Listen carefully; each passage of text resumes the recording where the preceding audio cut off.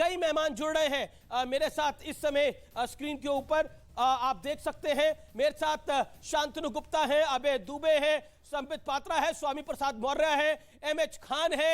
स्वामी प्रसाद मौर्य जी नमस्कार, कैसे हैं आप? नमस्कार हैं, ठीक है, बिल्कुल ठीक है। स्वामी प्रसाद मौर्य जी, एग्जिट पोल जो है वो आ गया है, नंबर हमारे सामने है।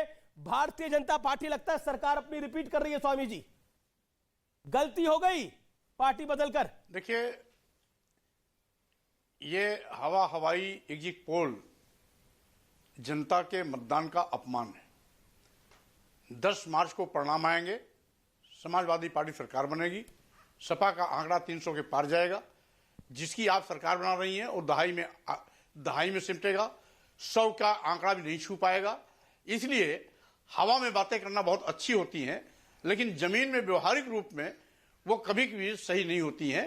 जो सही होगा वो 10 मार्च को परिणाम आएगा, उसी से पता लगेगा आपके एग्जिट पोल कितने हवा। मैं आपकी बात से 100% एग्री करता हूं कि नतीजों से तो सब कुछ पता लगता है, नतीजे तो अल्टीमेट होते हैं, लेकिन एक रुझान का पता लगता है।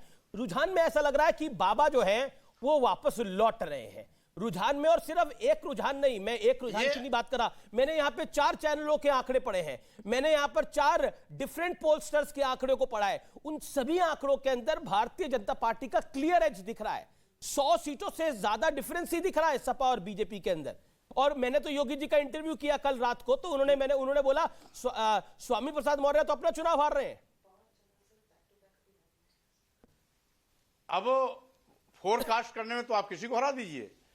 अब अगर फोरकास्टिंग करना है तो योगी जी गढ़ में सुपड़ा साफ हो रहा है, वहां पर समाजवादी पार्टी 9 में से 7 जीतने जा रही है।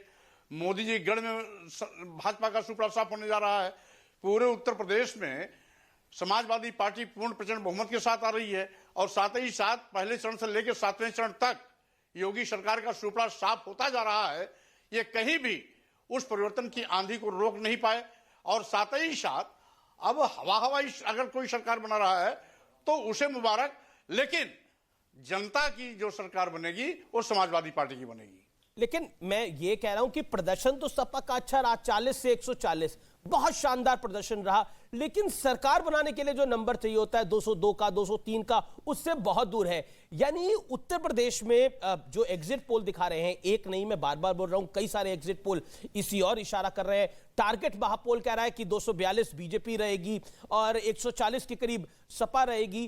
क्या आपको लगता है कि कहीं ना कहीं मैजिक फिगर से आप काफी दूर रह गए? यानी योगी आदित्यनाथ की कमियां भी होंगी, यानी बीजेपी सरकार की कमियां भी होगी, उसे गिना नहीं पाए आप लोग। 10 मार्च को हम आपसे फिर मिलेंगे, बिल्कुल। 10 मार्च को परिणाम ठीक उलट आएगा।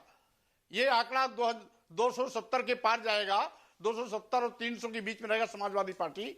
और जैसा कि मैंने पहले भी कहा, दहाई के आंकड़े में सिमटेगी भाजपा, जिसकी आप सरकार बना रहे हैं। जी 100 का आंकड़ा भी नहीं छू पाएगा। इसीलिए स्वामी प्रसाद मौर्य, क्यों आपको लगता है, स्वामी प्रसाद जी, क्यों आपको लगता है कि बीजेपी आंकड़ा नहीं छू पाएगी? उस सरकार में तो मंत्री आप भी थे, यानी आपको लगता है कि आपने भी उतना काम नहीं किया था जिसमें वो आंकड़ा बीजेपी नहीं छू पाएगी? कमी आप में भी रह गई थी? अरे ये बीजेपी नहीं छिपाएगी या कौन नहीं छिपाएगा, बात ये नहीं है। जनता किसके पीछे मतदान किया है। हमने पूरे प्रदेश में दौरा किया, विभिन्न क्षेत्रों में गया, विभिन्न जिलों में, विभिन्न विधानसभाओं में गया, हर जगह पर जो समाजवादी पार्टी महागठबंधन के पक्ष में हवा चली है वो पहले चरण से लेकर के 7वें चरण तक बिल्कुल हवा चली है। और जो योगी जी मोदी जी को अपना गढ़ मानते हैं, वहां पर भी इनका सुपड़ा साफ होने जा रहा है। मौर्य जी, हवा चली है तो सरकार वो हवा आपको 40 से 140 तक लेके गई है, लेकिन जमीन पर प्रदेश में सरकार अखिलेश यादव जी की बनेगी, समाजवादी पार्टी की बनेगी। मेरे पास आंकड़ा एक और आ गया।